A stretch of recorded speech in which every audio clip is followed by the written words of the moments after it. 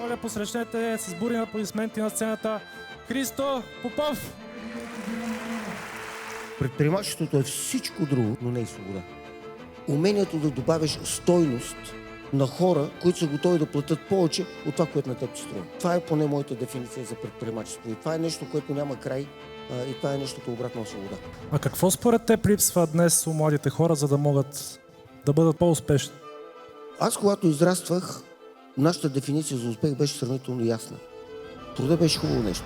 В момента ние създадохме усещането, че успеха е да си спокоен, успеха е да ти е лесно и успеха е да ти е комфортно. Това не е успех. Няма по-бърз начин да обогатиш представата си за света от четенето. За мен единственият смисъл от образованието е да помага на реалния живот. Реалният живот е най-добрият учител. Личната енергия не е ли неизчерпаема? Абсолютно не. Не само това. Личната енергия се акумулира. Едно от нещата, които дава много енергия, са мечтите.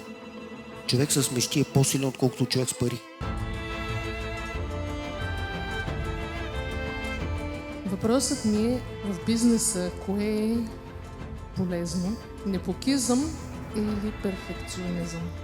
Непокизма е грях. Мързела е неуважение към хората, които обичат. Перфекционизма е енергия. Перфекционизма дава енергия. Перфекционизма дава смисъл на това, което правиш. Перфекционизма е някакво твое вътрешно възприятие за красота, към което се стремиш. Супер! Единственият проблем на перфекционизма е, ако живееш с глупавата идея, че ще го стигнеш. Това ви пожелавам. Винаги щастлив и никога доволен. Благодаря.